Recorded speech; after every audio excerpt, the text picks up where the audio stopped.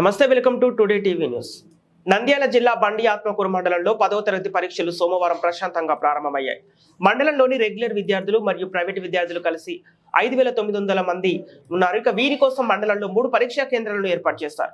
సోమవారం జరిగిన పరీక్షలకు రెగ్యులర్ విద్యార్థులు 514 మంది విద్యార్థులకు గాను 495 మంది విద్యార్థులు హాజరయ్యారు. 19 మంది విద్యార్థులు గైర్హాజరయ్యారు. ప్రైవేటు విద్యార్థులు 76 మంది విద్యార్థులకు గాను 23 మంది విద్యార్థులు హాజరయ్యారు. 53 మంది విద్యార్థులు గైర్హాజరయ్యారు. మొత్తం మీద 590 మంది విద్యార్థులకు గాను 518 మంది విద్యార్థులు హాజరయ్యారు. 72 మంది విద్యార్థులు గైర్హాజరయ్యారు. విద్యార్థులు పరీక్ష కేంద్రాల్లోకి అనుమతించే ముందే వారిని తనిఖీలు చేసి పంపించారు. దీంతో ఎలక్ట్రానిక్ గ్యాడ్జెట్స్ ధరించిన విద్యార్థుల చేతి నుంచి వాటిని తొలగించి పరీక్షా కేంద్రాలకు పంపించారు.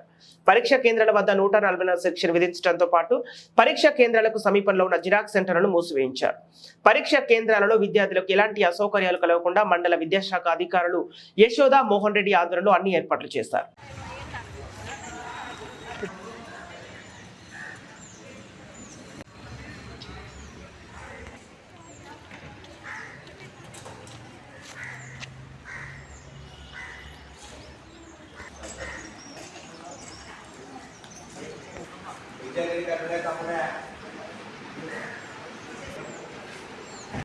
మండలంలో జరిగినటువంటి ఎస్ఎస్సి పబ్లిక్ ఎగ్జామినేషన్ గాను ఇక్కడ జరిగినటువంటి 3 పరీక్షా కేంద్రాల్లో మొత్తం రెగ్యులర్ విద్యార్థులు 514 గా 495 మంది హాజరు కావడం జరిగింది.